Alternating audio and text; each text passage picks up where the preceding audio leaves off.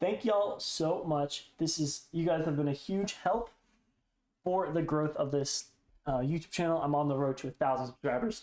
So if we could get to 1,000 subscribers by the end of July, no, we're gonna make it by the end of June. That would be awesome, because I'm also giving away $100 when I hit 1,000 subscribers. Thank you so much. You can stay up to date on your crypto. Let's get right into it. We're looking at Bitcoin, and we're currently up 9.5%. And I have grabbed this up before, but I'm just giving you guys an update. So these are my big support levels at around 12,400, 20,000, and $29,000. Again, they're zones, they're not levels. So I went ahead and took the swing low to the swing high of this bull run. And this is the Fibonacci level of 50%. And we did respect it on the weekly chart. So that's a very good. See, it's not as the higher the time frame, and if it respects it, the more valid it is. Let's say I go to the 1 minute chart and it respects a 50% level. It's not as valid as a weekly chart. So that's a good tip to keep in mind. And also, the higher the moving average, the more support or resistance it has, the more value it has. See how we just broke through and now broke through here. Well, we actually broke through and then broke through the 50 SMA. So on the 200 SMA, it actually held it all the way. So again, Bitcoin could just be building up to build a huge ABC pattern. I do have because again, Fibonacci retracements work. So we pulled back to 50%, we found support, and now it could be continuing moving up. We do have to break this 41. Oh, we did break it. Now we just got to hold this level of 41.7. If I can get the right 41.7, that works. Now I'll go ahead and zoom in on different time from here soon.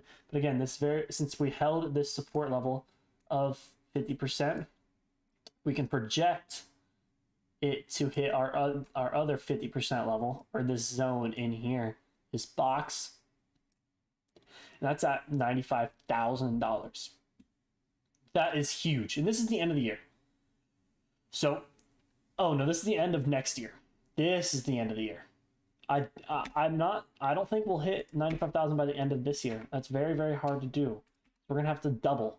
Basically, the market cap's gonna double. Basically, it's gonna be like 1.9 trillion, 1.8, 1.9 trillion dollars in the market cap. We're gonna go ahead and take a peek at the daily chart. Again, that we did break above that, and this is a very bullish candle. So but again, it's still the same thing because there's stuff to the left. See right here.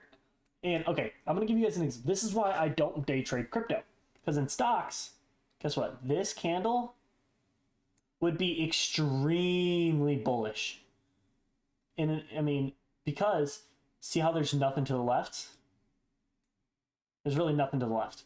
So that's how I play that, and that's how I play. But the whales knew this and saw this.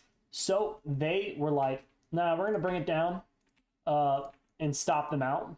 Because again, bullish candle, you probably bought here, probably had it a low somewhere in here.